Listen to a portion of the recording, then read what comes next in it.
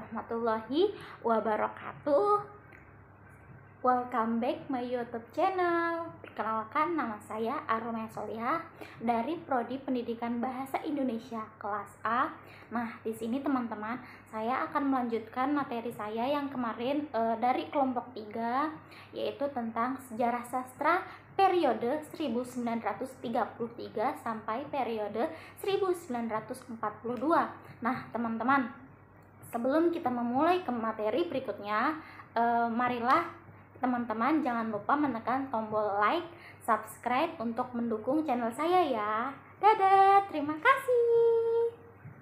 Nah, teman-teman, sebelum saya melanjutkan materi untuk hari ini, saya akan membacakan yaitu tentang subtema yang pertama ya.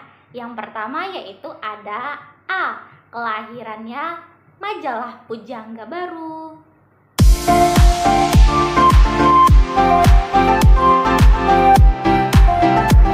Nah, teman-teman, untuk subtema yang pertama yaitu ada lahirnya majalah Pujangga Baru. Nah, di sini asal mula Pujangga Baru itu sebagai salah satu fenomena kebudayaan yang dapat ditelusuri keberadaannya di Indonesia ya teman-teman. Nah, organisasi-organisasi kebudayaan kaum muda Indonesia itu ada pada awal abad ke-20 di Indonesia. Yang pertama diantaranya ada organisasi Budi Utomo. Nah, tujuannya yaitu untuk menyelenggarakan dan mengembangkan kesadaran dan pengertian kaum muda terpelajar Jawa akan warisan kebudayaan Jawa. Nah, dalam tahun 1917 gerakan ini diikuti oleh Jong Sumatera Bon dengan tujuan yang sama, tetapi juga menyadari adanya perbedaan etis kedaerahannya. Nah, karena itu menyatakan orang-orang Sumatera itu melalui menggunakan kesenian bahasa dan adat Sumatera gitu ya teman-teman. Salah satu jalan guna untuk mencapai tujuan tersebut yaitu dengan mengembangkan bahasa Melayu sebagai bahasa umum untuk mencapai tujuan bersama. Begitu ya teman-teman.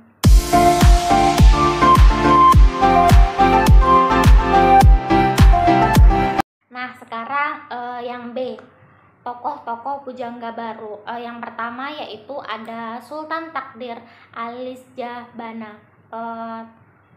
Tokoh-tokoh utama ini orang besar dan dilahirkan di Natal, Tapauluni pada 11 bulan 2 1908. Setelah menamatkan HIS di Bengkulu, ia memasuki Quest School yaitu di Bukit Tinggi dan kemudian KHS di Bandung. Nah, begini, setelah itu ia belajar di Hofstede di Jakarta dan juga belajar pada Sekolah Hakim Tinggi. Setelah itu mereka juga ia belajar tentang filsafat kebudayaan fakultas yang ada di sastra. Nah, teman-teman, di sini juga karya dari Sultan Takdir Alisjahbana, yaitu karya-karyanya ada 3. Antara lain, yang pertama, Tak Putus di Rundung Malang, roman 1929. Yang kedua ada Dian Tak Kunjung Padam, yaitu roman 1932. Dan yang ketiga yaitu Anak Perawan Diserang Penyumun, roman 1941 ya teman-teman. Nah, yang kedua yaitu ada sejarah tentang tokoh yang bernama Arjimin Pane. Nah, Arjimin Pane ini adalah adik dari Sanusi Pane. Nah, dia itu lahir di Muara Sipongi, Tapanuli Selatan pada tanggal 18 Agustus 1908. Ia juga berpendidikan di HIS ELS Stovia Jakarta pada tahun 1923. Nah, di sini dia juga pindah ke pendidikannya yaitu ke NIAS Surabaya dan menamatkan di kota Solo. Kemudian menjadi guru bahasa dan sejarah di kota Kediri dan Jakarta, serta pada tahun 1936 ia juga bekerja di Balai Pustaka. Nah, yang ketiga yaitu ada tokoh dari Amir Hamzah. Nah, teman-teman, tokoh tentang Amir Hamzah ini, ia bergelar pada Pangeran Indra Putra dan dia lahir pada tanggal 28 Februari 1911 ya di Tanjung Pura atau Lengket, dan ia meninggal pada bulan Maret tahun 1946. Dan ia juga itu keturunan bangsawan, kemenakan dan menentu di Sultan Langket, serta hidup yang di tengah-tengah keluarga yang taat beragama Islam. Dia itu orangnya taat beragama Islam. Terus ia itu menjunjung tinggi HIS di Tanjung Pura, Mulo di Medan, dan Jakarta AMS pada bagian sastra timur. Tokoh yang keempat yaitu ada J.E. Tatengkeng. J.E. Tatengkeng itu lahir di kota Kalongan, Sangihe pada tanggal 19 Oktober 1907. Pendidikannya mulai dari SD, kemudian pindah ke HIS Tahuna, kemudian ia juga pindah ke Bandung. Lalu ke HS Kristen di Solo, ia pernah menjadi kepala SM Tahuna pada tahun 1947. Karya-karyanya itu bercorak religius. Dia juga sering melukiskan tentang Tuhan yang bersifat universal. Karya-karyanya antara lain Rindu, Dendam, Kumpulan Sajak pada tahun 1934. Nah, yang kelima yaitu ada tokoh Asmara Hadi dan penyair-penyair baru yang lain. Di antaranya para penyair yang sajak-sajaknya sering dimuat dalam majalah Pujangga Baru. Banyak sesungguhnya menulis sejak yang jumlahnya lebih dari cukup untuk dibutuhkan, tetapi tidak mereka lakukan. Di antaranya ialah ada Asmara Hadi. Asmara Hadi yang sering mempergunakan nama HR atau IP, AM, Daeng Malaya, nama Samara AM Tahir.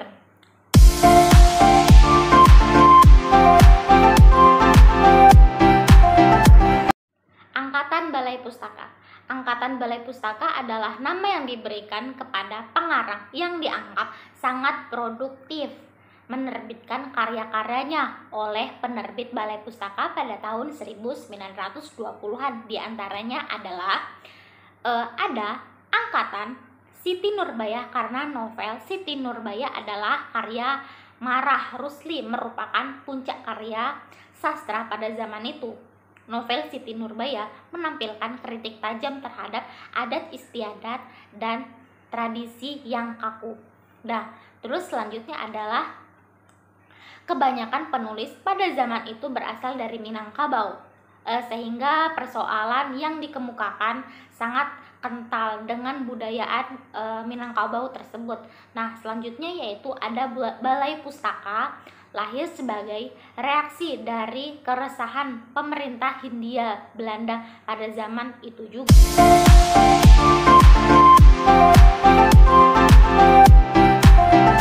Nah, sekarang yang C, yaitu para pengarang Balai Pustaka.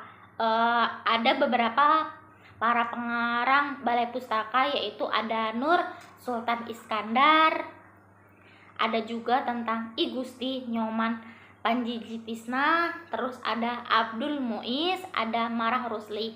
Nah, yang pertama yaitu tentang Nur Sultan Iskandar, tercatat sebagai sastrawan terproduktif yang pada angkatannya saat itu. Terus selain mengarang karya asli, ia juga menyadur dengan menerjemahkan buku-buku karya pengarang asing. Karya-karyanya yaitu antara lain Salah Pilih Jakarta, Balai Pustaka 1928. Terus ada Abu Nawas Jakarta, Balai Pustaka pada tahun 1929. Selanjutnya ada I Gusti Nyoman Panjitisna, lahir dalam budaya dan kepercayaan Hindia Bali, serta tumbuh di istana Kerajaan Buleleng. Karyanya di antara lain ada Imade Widadi Kembali pada tahun 1955.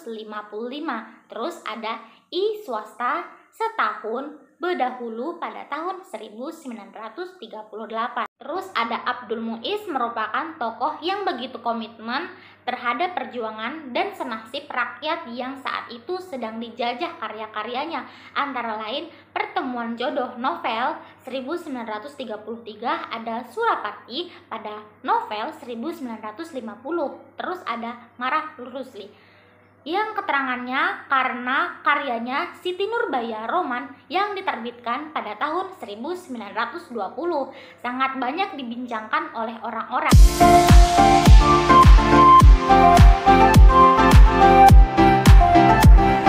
Nah, yang D yaitu ada para pengarang wanita. Nah, yang pertama yaitu ada Saryamin Ismail, lahir di Talamau, Pasaman Barat, Sumatera Barat 31 Juli 1909 dan ia meninggal di Pekanbaru, Riau pada 15 Desember 1995 pada umur yang ke-86 tahun. Adalah penulis Indonesia yang tercatat sebagai novel perempuan pertama di Indonesia. Ia sering memakai nama samaran sebagai Salasih atau Selenguri atau gabungan kedua nama Salasih dan Selenguri.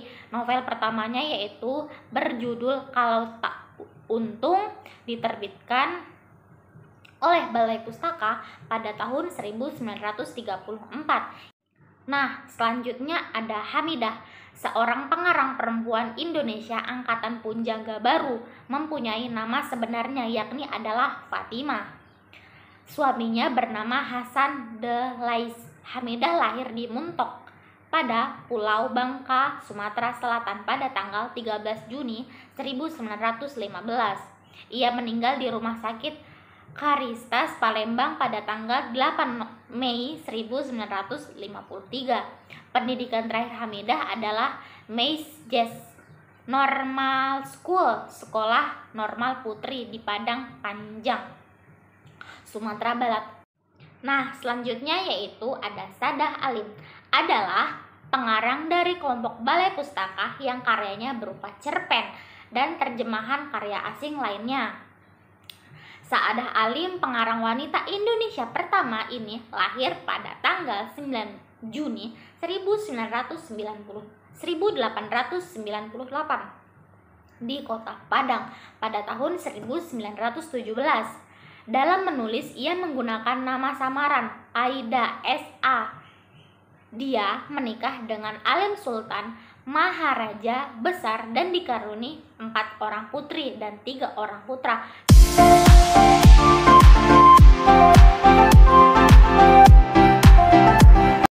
Nah, sekarang kita masuk yang subtema E, yaitu tentang cerita pendek.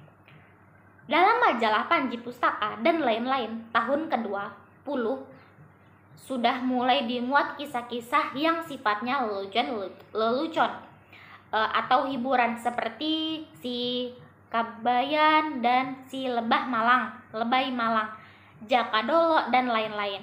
Pada tahun 1936, atas usaha Balai Pustaka, cerita-cerita lucu yang ditulis oleh M. Kasim yang sebelumnya bertebaran dalam Panji Pustaka dibukukan dengan judul Teman Duduk. M. Kasim ialah seorang guru yang telah menulis sejak tahun 1922.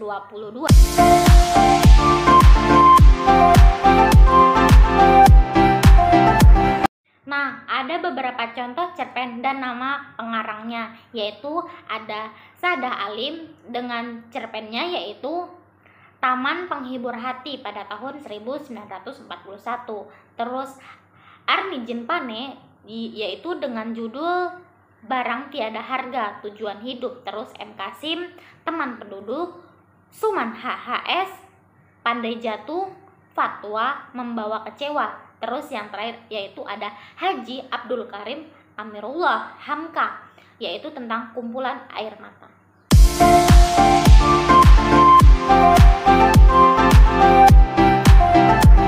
Nah, selanjutnya subtema F, yaitu ada drama. Dalam bidang penulisan drama, kita hanya menyaksikan beberapa orang saja pengarang yang rata-rata menulis lebih atau satu drama saja. Nah, yang salah satunya yaitu ada Rustam Effendi, yaitu dia dengan cara menulis drama dalam bahasa Indonesia yang merupakan sebuah drama saja Basri pada tahun 1924. Umumnya drama-drama itu berbentuk kelas drama, yaitu drama untuk dibaca, bukan untuk dipentaskan saja. Nah, yang kedua yaitu ada Armijin Pane. Banyak menulis drama pada masa sebelum perang. Drama-dramanya banyak mengambil latar belakang kenyataan hidup zamannya. Setelah perang, drama-drama Arjimin Pane itu kemudian dikumpulkan dan diterbitkan dengan judul Jinak-Jinak Merpati pada tahun 1953. Nah, sekarang yaitu ada G, roman-roman dari Medan dan Surabaya. Yaitu di luar lingkungan Bujangga Baru dan Balai Pustaka, ada juga penerbitan-penerbitan sastra lainnya, baik prosa berupa roman maupun puisi berupa kumpulan sajak. Dalam lapangan penerbitan roman, untuk tidak menyebutkan penerbitan roman-roman piscisan, kita melihat roman-roman buah tangan Hamka yang tadi sudah pernah kita singgung, yang hubungannya yaitu dengan penulis cerpen. Nah, yang pertama yaitu ada Hamka. Ialah putra Haji Abdul Karim Amrullah, seorang ulama pembaharu Islami yang terkemuka di Sumatera Barat, yang pernah mendapat gelar kehormatan dari Universitas Al-Azhar di Kairo, Mesir. Nah, ada selanjutnya yaitu roman dari Surabaya, yaitu karangan Imam Supardi berjudul Hitamani pada tahun 1932.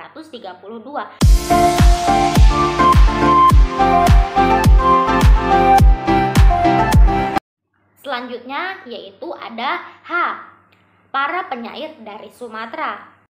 Nah, yang pertama yaitu ada Hasjmi atau M. Ali Hasjim, lahir di Seulimeun, Aceh pada tahun 1914. Ia adalah sebagai anggota Pujangga Baru pada tahun 1936. Ia menerbitkan kumpulan sajaknya yang pertama yaitu berjudul Serang Pengembara, disusul Dewan Sajak pada tahun 1940. Yang kedua yaitu ada Surapti atau nama samaran M. Saleh Umar. Sajak-sajaknya yaitu lebih rendah dari mutunya dari Sejak A. Hasjimi, sejak dengan judul Indonesia Baru pada tahun 1941 yang dipersembahkan kepada angkatan muda. Nah, yang ketiga yaitu ada H.R. Badaharo atau nama samaran Banda Harahap, lahir di Medan pada tahun 1971. Bukunya Sarinah atau Aku dan Aku pada tahun 1940. Ia membuat perlambang pertemuan dengan tanah air terjajah yang diperumpamakannya dengan seorang wanita yang berada di bawah cengkraman orang, sedangkan dirinya dihina, tak dapat berbuat apa-apa. Mungkin itu saja materi kali ini yang saya sampaikan dari sejarah sastra periode 1933 sampai periode 1942. Ditunggu video yang selanjutnya ya. Wassalamualaikum warahmatullahi wabarakatuh.